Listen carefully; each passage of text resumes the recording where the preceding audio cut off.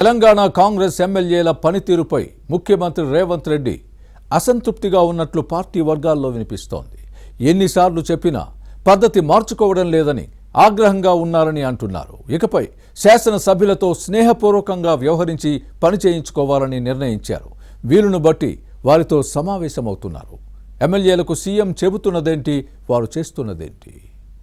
Watch this inside story.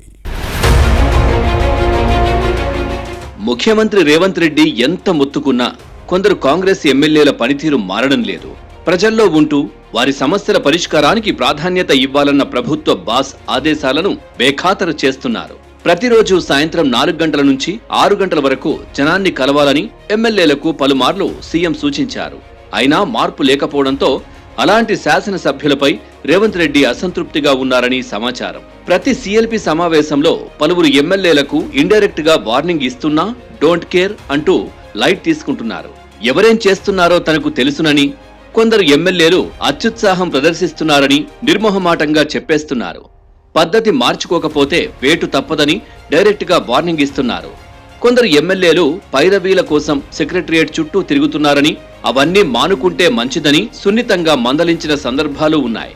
ప్రజాప్రతినిధులకు ఆర్థికంగా ఇబ్బందులు ఉంటే మనసు విప్పి చెప్పుకోవచ్చని ఆఫర్ ఇచ్చారు.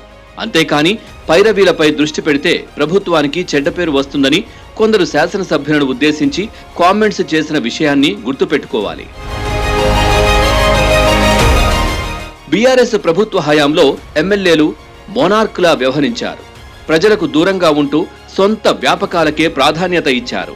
నేల విడిచి సాము చేసేవారు.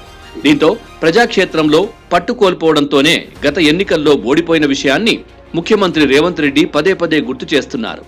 కాంగ్రెస్ శాసనసభ్యులు అలాంటి తప్పులు చేయకూడదని హితబోధ చేసినా సీరియస్ గా తీసుకోకుండా సైలెన్స్ గా ఉంటున్నారు. అలాంటి నాన్ సీరియస్ బ్యాచ్ పై సీఎం ఆగ్రహంగా ఉన్నారంటున్నారు. ప్రభుత్వం అమలు చేస్తున్న అభివృద్ధి సంక్షేమ పథకాలను ప్రజల్లోకి తీసుకువెళ్లి విపక్షాల విమర్శలకు కౌంటర్ ఇవ్వాలన్న ఆదేశాలను కూడా లైట్ తీసుకోవడంపై ముఖ్యమంత్రి కోపంగా ఉన్నట్లు పార్టీ వర్గాల్లో వినిపిస్తోంది. ఇటీవల ప్రారంభించిన పేదలకు సన్నబియ్యం పంపిణీ, ఇందిరమ్మ ఇళ్ల పథకంపై శాసనసభ్యులు సరిగా ప్రచారం చేయకపోవడాన్ని సీఎం తప్పుపట్టినట్లు సమాచారం.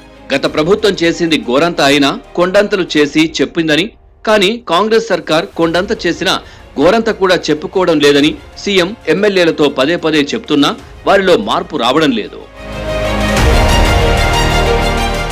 ఎమ్మెల్యేల మౌనం హస్తం పార్టీతో పాటు ప్రభుత్వానికి ఇబ్బందులు తెచ్చిపెడుతోందని ఇంటెలిజెన్స్ విభాగం నివేదించినట్లు సమాచారం.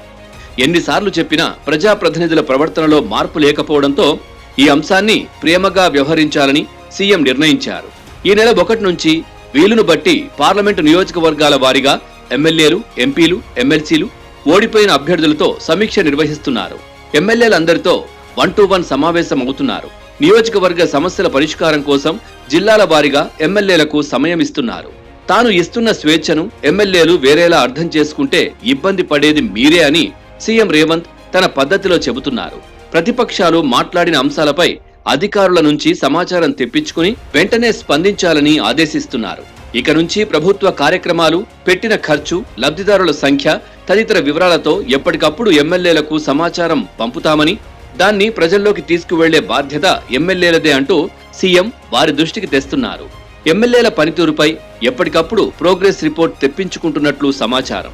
ప్రభుత్వ పథకాల గురించి నియోజకవర్గాల్లో ప్రజలకు తెలిసేలా వాల్ రైటింగ్స్, పోస్టర్స్, హోర్డింగ్లు ఏర్పాటు చేయాలని, తాను పర్యటించే సమయానికి చెప్పిన విషయాలను అమలు చేయాలని రేవంత్ రెడ్డి ఆదేశించనున్నట్లు సమాచారం. ఈ సమావేశాల తర్వాతైనా కాంగ్రెస్ శాసనసభ్యుల్లో మార్పు వస్తుందో లేదో చూడాలి.